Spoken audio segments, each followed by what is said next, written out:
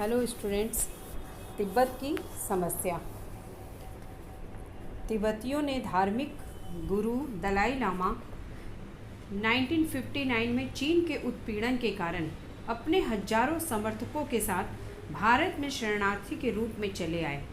उन्होंने भारत के समर्थन से हिमाचल प्रदेश के धर्मशाला शहर में तिब्बत की निर्वासित सरकार की स्थापना की। चीन भारत के इस कदम से नाराज हो गया तथा 1962 में भारत पर आक्रमण कर दिया। तिब्बत की समस्या। तिब्बत भारत व चीन के मध्य भारत के उत्तर में स्थित है।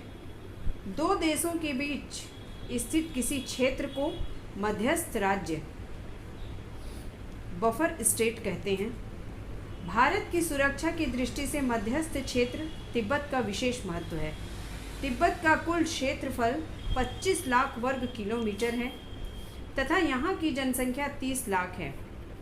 बौद्ध धर्म यहाँ प्राचीन काल में भारत से प्रचारित किया गया था।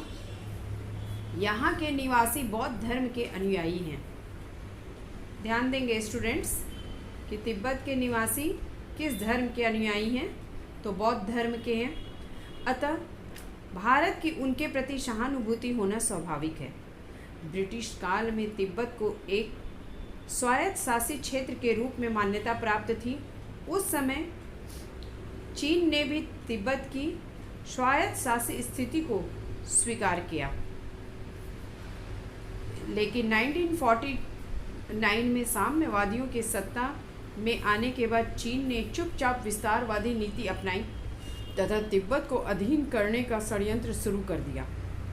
1951 में चीन ने तिब्बत पर सैनिक कब्जा कर लिया तथा चीन की प्रभुसत्ता स्वीकार करने के लिए दलाई लामा के साथ एक समझौता किया।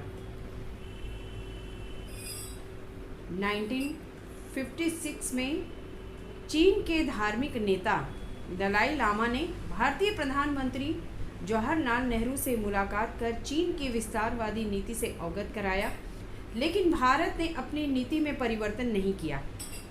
चीन ने क्रमशः तिब्बत के लोगों की संस्कृति को समाप्त कर वहां साम्यवाद की स्थापना करने का प्रयास किया। 1962 का चीनी आक्रमण। साम्यवादी चीन की दमनकारी नीतियों से विवश होकर 1959 में दलाई लामा ने अपने हजारों अनुयायियों के साथ भारत में शरण ली। भारत ने तिब्बत की निर्वासित सरकार को मान्यता प्रदान कर दी तथा उसका मुख्यालय हिमाचल प्रदेश के धर्मशाला स्थान पर बनाया गया। आज भी तिब्बत की निर्वासित सरकार का मुख्यालय धर्मशाला में ही स्थित है। चीन ने भारत के इस कदम का तीव्र विरोध किया तथा भारतीय सीमा पर सैनिक चौकियों की स्थापना कर ली। चीन का इरादा तिब्बत की आड़ में भारत के एक बड़े भूभाग पर कब्जा करना था।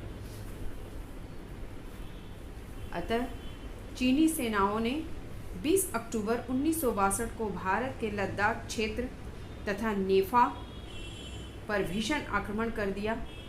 भारत मानसिक व सैनिक दोनों तरह से इस आक्रमण का सामना करने के लिए तैयार नहीं था। अतः इस युद्ध में भारत की पराजय हुई। वी.के. कृष्णा मेनन, जो कि उस समय रक्षा मंत्री थे। वी.के. कृष्णा मेनन भारत चीन युद्ध के समय कृष्णा मेनन भारत के रक्षा मंत्री थे तथा युद्ध के दौरान इनकी कूटनीतिक भूमिका महत्वपूर्ण थी। कृष्णा मेनन आधुनिक भारत के एक प्रमुख कूटनीतिज्ञ थे। आज़ादी के पूर्व 1934 से 1947 के मध्य इंग्लैंड में वहाँ की लेबर पार्टी में सक्रिय राजनीतिक भूमिका निभाई। आज़ादी के बाद वे इंग्लैंड में भारत के राजदूत रहे तथा इसके बाद उन्हें संयुक्त राष्ट्र संघ के भारतीय प्रतिनिधि मंडल का मुखिया नियुक्त किया गया।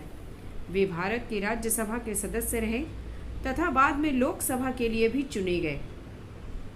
1956 में उन्हें केंद्रीय मंत्रिमंडल में मंत्री बनाया गया।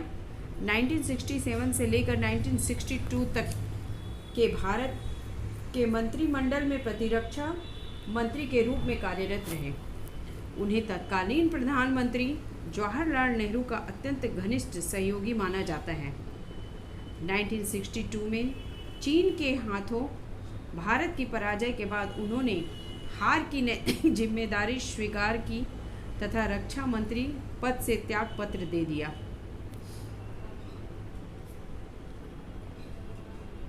भारत चीन संबंधों की वर्तमान स्थिति का निचोड़ यह है कि सीमा विवाद के बावजूद आर्थिक व अन्य क्षेत्रों में दोनों देशों के संबंधों में सुधार हुआ है। तनाव के कतिपय अन्य कारण भी हैं, अतः वर्तमान में दोनों देशों के मध्य तनावों के बीच संबंधों को सामान्य बनाने की प्रक्रिया चल रही है। इस संबंध में निम्न बिंदु उल्लेखनीय है।